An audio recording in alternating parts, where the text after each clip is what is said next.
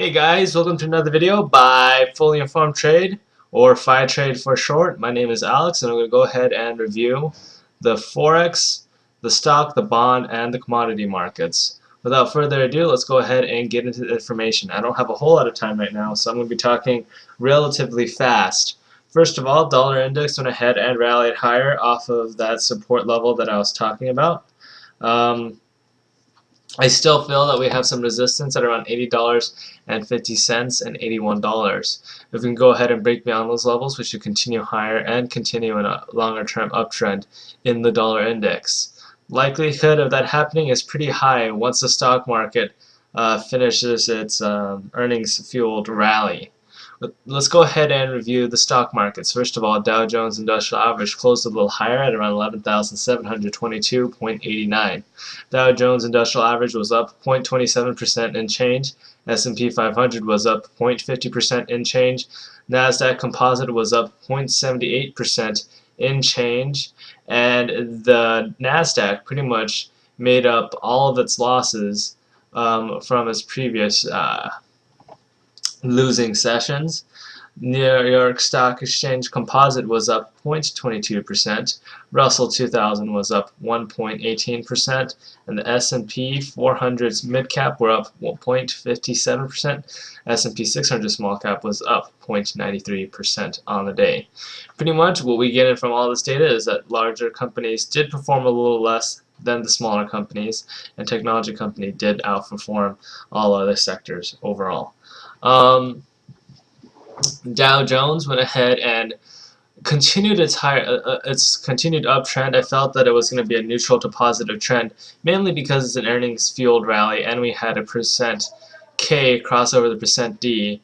So that should give you a basic idea that markets will and should continue higher, and as long as we can stay above the 80 point and be embedded on the charts, we should continue a little higher. But all of that will only hold up until or a little after earnings season is already over. Let's go ahead and review some key commodities. Let's look at gold. Gold continued its downtrend, and like I pointed out earlier, it just completed its head and shoulder pattern right there. Jim Cramer came on TV and said something like, yeah, you should go ahead and buy back into it once you find because it's pulled back a little bit. Honestly, I don't really feel that comfortable buying into gold, mainly because of some key characteristics. I don't feel that this market should be above this trend line. As long as it breaks below this trend line and finds support somewhere in the 1,200s, that would be a good time to start buying back into it. Because overall, the longer term, 2011 will be a great year for gold, but not in the beginning. I'm feeling that gold will be a better play towards the middle or end of the year. Let's go ahead and look at the silver market. Silver market did okay in today's trading session because it did make up some of its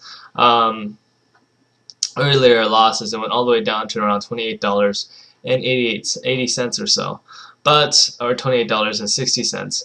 However, the longer term trend on the silver market is negative as well. We go ahead and extend the trend line just to get a basic idea. We could see that being above this trend line is fairly unrealistic, and any trade above it should not be a long position. Let's go ahead and review. It broke below this trend line, and I believe that it's going to be a while before it'll ever find enough strength to break right back above it. That being said, yes, there are some inflation issues, the Treasury going ahead and doing that QE2 and everything, but I believe that it's been thoroughly factored into the markets as is. Let's go ahead and review crude oil. Crude oil had its quick reversal on today's trading session. Let's review what happened in the dollar index on today's trading session and see if any of this correlates to the dollar. Dollar just continues higher from around 7 to 8 a.m. onwards. Let's go ahead and review what happened on the crude oil spot. Let's see. Pretty much at around 11 a.m. onwards, crude oil continues a little higher, and pretty much crude oil is a commodity that's I guess still in demand right now, and I still felt that crude oil would be strong even in 2011. Not always are commodities dollar bound, so That being said, the longer term for crude oil, I feel that it should be positive up until earnings season is over. And oil companies did respond very positively to this type of news. Uh, that being said, certain companies like give or take BP went up by, I believe, 0.5%. Some companies were just coasting, like ExxonMobil and Chevron today, so it's a little mixed up. But as long as it can stay above the 20-day moving average, we should be able to continue in an uptrending pattern. Otherwise, we will have a major correction later on after earnings are already over. Let's go ahead and review the bond market. Bond market went ahead and pulled back. Like I was saying, I felt that this was just a short-term relief rally and that the bond market would eventually go back below that moving average and break below. Pretty much you had the percent K crossing below the percent D. This gives you that gives you a divergence on the oscillators. It shows you a weakness in demand. Because of that, bond market went ahead and pulled back, and I believe that the bond market will continue its longer-term downtrend. From a fundamental standpoint, the bond market should continue lower, and the interest rates should continue going higher for as long as the economy continues to recover. Let's go ahead and review the Bank of America. So Bank of America went ahead and went higher. I still feel that this is a pretty strong stock, but it shouldn't be bought after earnings are announced, because chances are after the earnings come out of Bank of America, it won't really lift the stock that much anyway, so you should sell before the news ever comes out on earnings. Let's go ahead and review another value play, which is British Petroleum. And British Petroleum is also another value play, but in the oil space as well.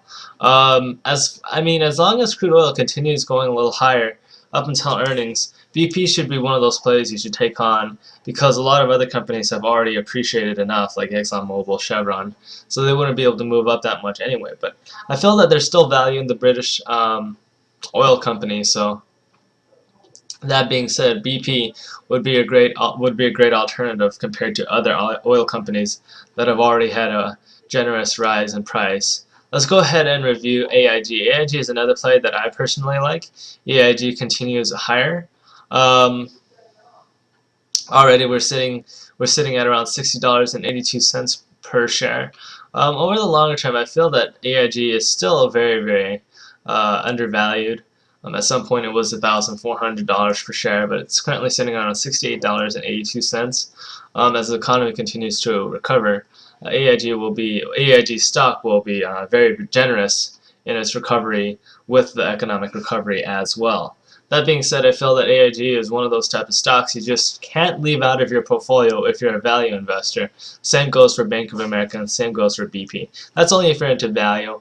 If you're into growth, obviously you'd be looking at companies like Nvidia, Apple, Intel, stuff that's growing or showing growth that hasn't been seen before, like Amazon and Facebook and stuff. That's pretty much all I want to go for today. If you guys have, you guys should leave some comments, and if you guys want to check out the trading software that I use, please be sure to check out the link above or below this video. The trading technology that I use is very useful.